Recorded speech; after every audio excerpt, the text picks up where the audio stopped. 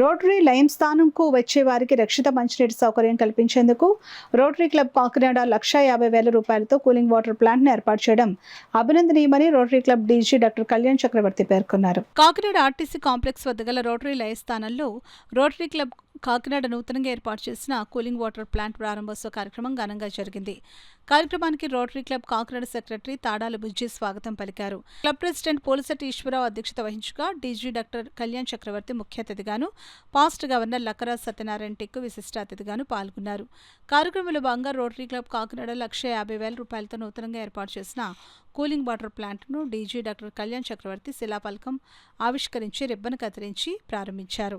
ఈ సందర్భంగా DG doctor Kalyan చక్రవర్తి మాట్లాడుతూ రోటరీ క్లబ్ ఇంటర్నేషనల్కు ఎండోమెంట్ డొనేషన్లు అందించడం ద్వారా వచ్చే మ్యాచింగ్ గ్రాంట్స్తో ఎన్నో సామాజిక సేవా కార్యక్రమాలు నిర్వహించవచ్చునని అన్నారు.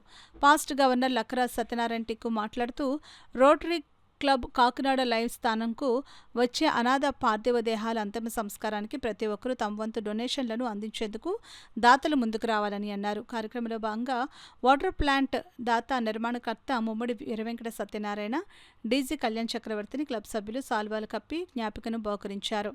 అనంతరం లైవ్ స్థానంలో మరమ్మతులు చేసిన బాత్రూంలను Rotary Club senior member Paladugu Subrahmanyam ribbon కత్తిరించి ప్రారంభించారు. కార్యక్రమంలో పాస్ట్ ప్రెసిడెంట్ చోడవరపు మూర్తి, గోపు కాశీ విశ్వనాథం, విజయప్ ఆనంద్, విద్యాసాగర్, ముమ్మడి వీరవెంకట సత్యనారాయణ శాస్త్రి, కళ్యాణి రమేష్, వెంకటేష్, బాబీ, సుబ్బారావు, రోటరీ క్లబ్ సభ్యులు పాల్గొన్నారు.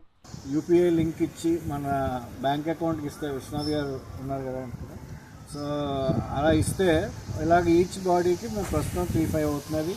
మినిమం కాంట్రిబ్యూషన్ 1,000 రూపాయలు అని చెప్పేసి మనం అపీల్ చేస్తే మన సోషల్ మీడియాలో ఎవరో ఒకళ్ళు దానికి డైరెక్ట్గా కాంట్రిబ్యూట్ చేస్తారు. మనం ఏమీ లక్షలు అడగట్లేదు, 50,000 అడగట్లేదు, 70,000 అడగట్లేదు.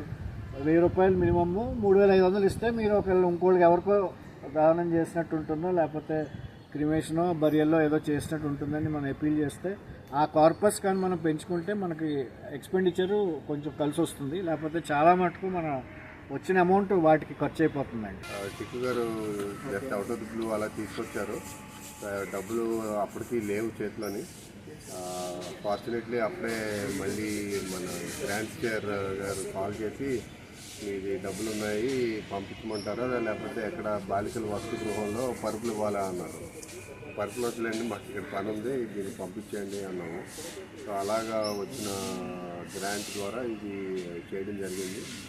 ఇది అందరికీ ఉపయోగపడుతుందని అనుకుంటున్నాము మనం.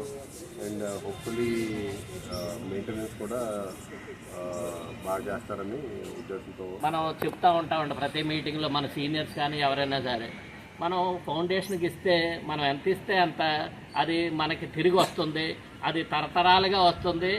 అంటే ఎక్కడా లేనటువంటి రిటర్న్స్ వస్తాయండి దాని ద్వారా. అంతే మనం అందరినీ అభ్యర్థిస్తాం ఏంటంటే మనకి ఏదన్నా ఫండ్గా వస్తే మనం ఫౌండేషన్కి ఎంతో కొంత ప్రతి ఇయర్ మనం ఇస్తూ ఉంటే కనుక అది మనకు తిరిగి వస్తుంది. సో ఈ వాటర్ ప్లాంట్లో భాగంగా మన టిక్కు గారు ఆలోచన అండి, ఇక్కడ ఏంటంటే లైవ్ స్థానం వచ్చిన వాళ్ళకి ఒక డ్రింకింగ్ సదుపాయం కల్పించాలని. సో దాని భాగంగా ఇది చేయడం జరిగింది.